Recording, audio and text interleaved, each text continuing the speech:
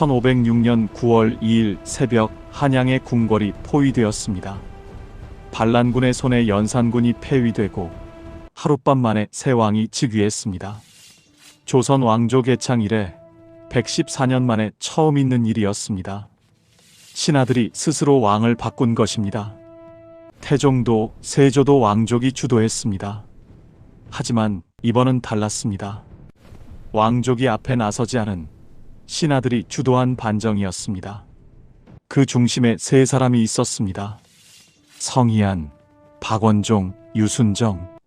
서로 다른 길을 걸어온 세 남자가 하나의 목표를 향해 움직였습니다. 왜 그들은 목숨을 걸고 왕을 바꾸려 했을까요? 어떻게 하룻밤 만에 조선 최초의 반정을 성공시켰을까요? 그리고 그 성공이 조선에 남긴 것은 무엇이었을까요?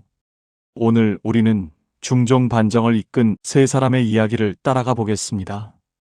1부 시를 쓴 신하 성희안.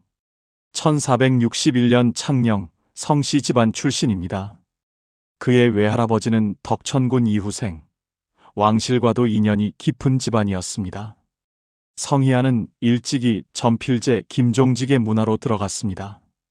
김종직은 조선살인파의 정신적 지주였습니다. 그 문화에서 성희안은 학문을 닫고 경세의 뜻을 키웠습니다. 1485년 성희안은 별시문과의 을과로 급제했습니다. 성종은 그를 총애했습니다. 경연에서 임금에게 직언하는 그의 모습을 높이 샀습니다. 어느 날 성종은 직접 매 한 마리를 하사하며 말했습니다. 이 매로 사냥하여 노모를 공양하라. 효자로 이름난 성희안을 아끼는 마음이었습니다. 하지만 1494년 성종이 세상을 떠나고 연산군이 즉위하면서 상황이 바뀌었습니다. 1504년 성희안은 이조참판이 되어 있었습니다. 그해 여름 연산군은 양화도 망원정에 놀러 나갔습니다.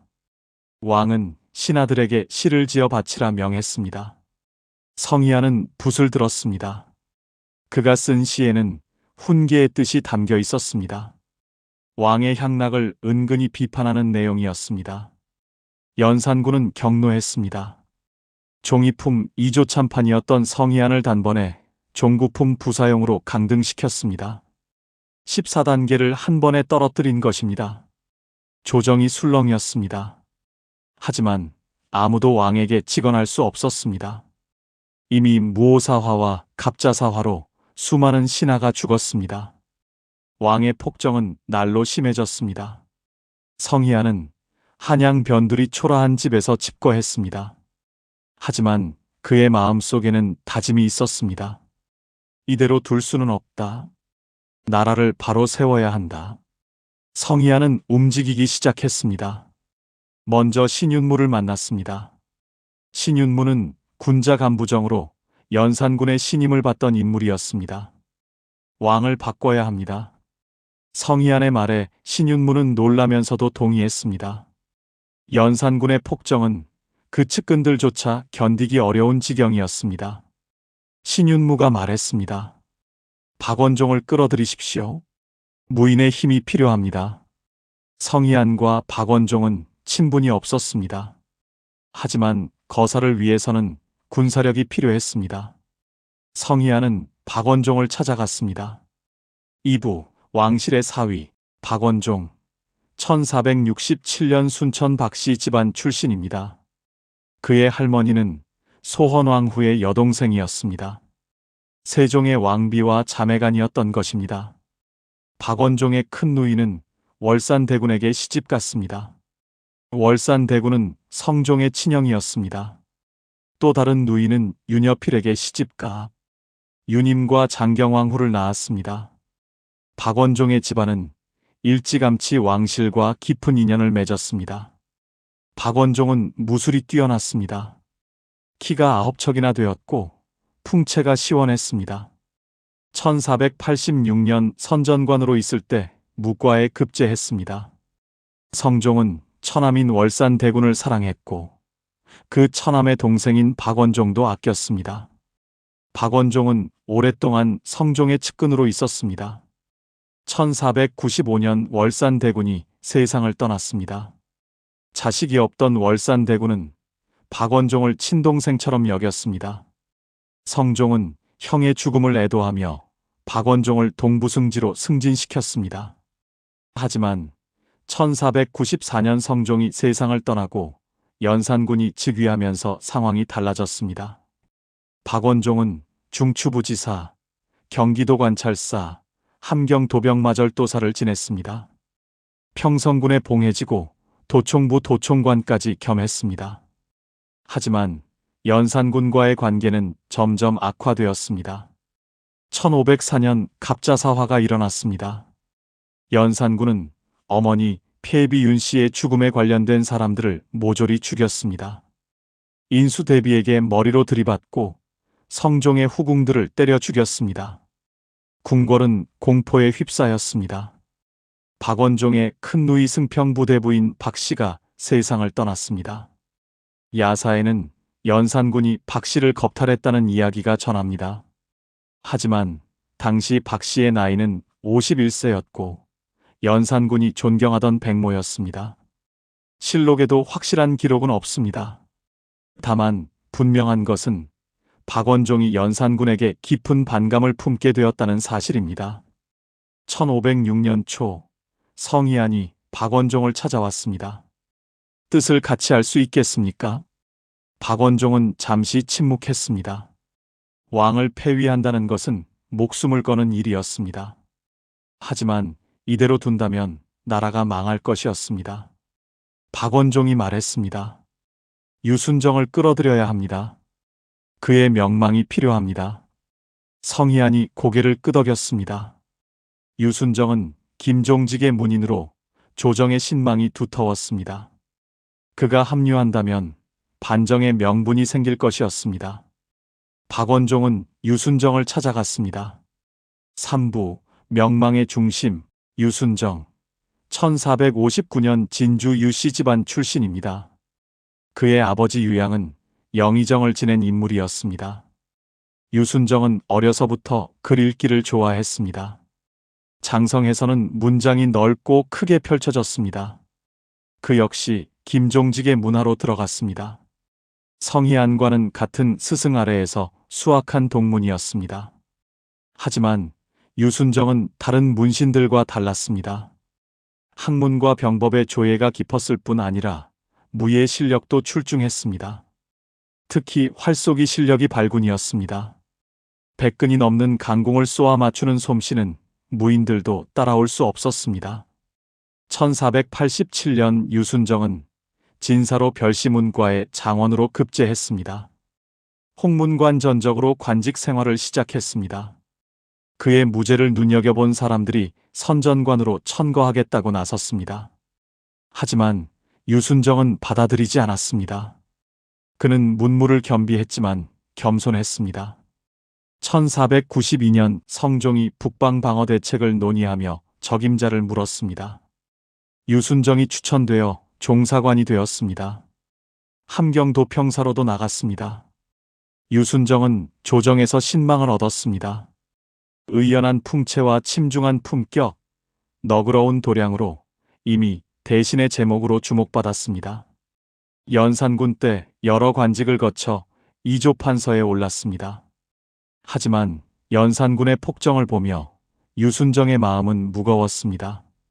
할머니인 인수대비를 모욕하고 폭행했으며 아버지 성종의 후궁 2명과 이복동생 2명을 때려 죽인 연산군. 유순정은 그를 도덕적 패륜아라고 여겼습니다. 1506년 박원종이 찾아왔습니다. 나라를 바로 세우는 일에 함께 하시겠습니까? 유순정은 오래 침묵했습니다. 유교적 명분으로 볼 때 왕을 폐위하는 것은 큰 결단이었습니다. 하지만 유교에는 또 다른 가르침도 있었습니다. 국왕이 잘못하여 1000명을 잃을 경우 왕위에서 쫓겨날 수 있다. 연산군은 이미 1000명을 잃었습니다. 유순정이 입을 열었습니다. 진성대군을 옹립해야 합니다. 성종의 적자이니 명분이 있습니다. 박원종이 고개를 끄덕였습니다. 성희안, 박원종, 유순정. 세 사람의 뜻이 하나로 모였습니다. 그해 8월부터 거사를 준비했습니다. 박영문, 장정, 홍경주 등이 합류했습니다.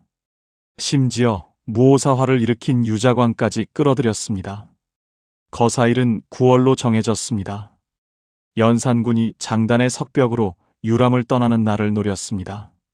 하지만 연산군의 행차가 취소되었습니다. 거사가 중단될 위기였습니다. 바로 그때 호남에서 유빈과 이과가 거사 경문을 서울로 보냈습니다. 영모가 탄론할 수 있었습니다. 더 이상 미룰 수 없었습니다. 9월 1일 밤 훈련원에 무사들이 모였습니다. 박원종이 군사를 이끌었습니다. 성희안이 명분을 세웠습니다. 유순정이 조정의 신망을 모았습니다. 9월 2일 새벽 반정군이 움직였습니다. 창덕궁을 향해 진격했습니다. 먼저 연산군의 최측근 신수군과 임사홍을 제거했습니다. 소식을 들은 영의정 유순과 우의정 김수동까지 합류했습니다. 이미 민심이 떠난 연산군을 위해 싸우는 사람은 아무도 없었습니다. 반정군은 경복궁으로 들어갔습니다. 성종의 계비이자 진성대군의 어머니인 정현왕후 윤씨를 찾아갔습니다. 연산군을 패하고 진성대군을 옹립하고자 합니다. 정현왕후가 윤허를 내렸습니다. 연산군은 강화도 교동으로 유배되었습니다. 9월 2일 경복궁 근정전에서 진성대군이 왕위에 올랐습니다. 조선의 제11대 왕 중종이었습니다. 하룻밤 만에 조선 최초의 신하주도 반정이 성공했습니다. 마무리하며 반정 직후 박원종, 성희안, 유순정은 전국 공신 1등에 책록되었습니다. 세 사람은 전국 공신 3대장이라 불렸습니다. 중종은 이들에게 의존할 수밖에 없었습니다. 신하들이 자신을 왕으로 만들었기 때문입니다. 박원종은 1509년 영의정에 올랐지만 1510년 44세의 나이로 병사했습니다. 성희안은 1513년 영의정에 올랐다가 그해 세상을 떠났습니다.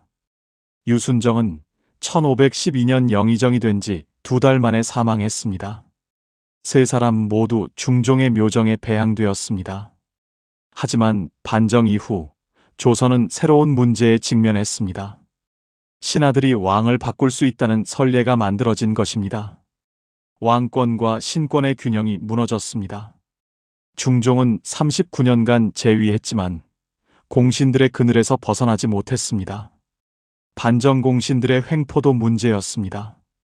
뇌물이 사방에서 모여들었고 친인척을 공신에 포함시키는 일도 있었습니다.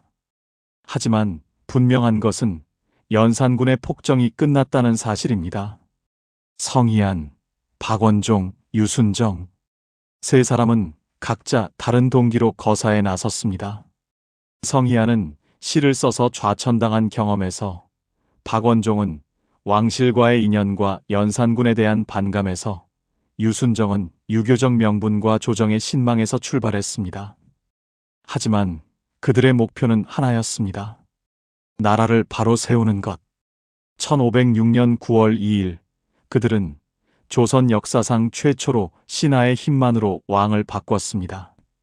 그 성공은 조선에 큰 교훈을 남겼습니다. 왕이라도 1000명을 잃으면 폐위될 수 있다는 것. 100년 뒤 인조 반정도 중종 반정의 선례를 따랐습니다. 이 사건은 이후 조선 정치의 방향에 큰 영향을 남겼습니다. 중종 반정의 세 사람도 그 역사의 한 페이지를 썼습니다. 역사는 그들의 결단을 기록으로 남겼습니다.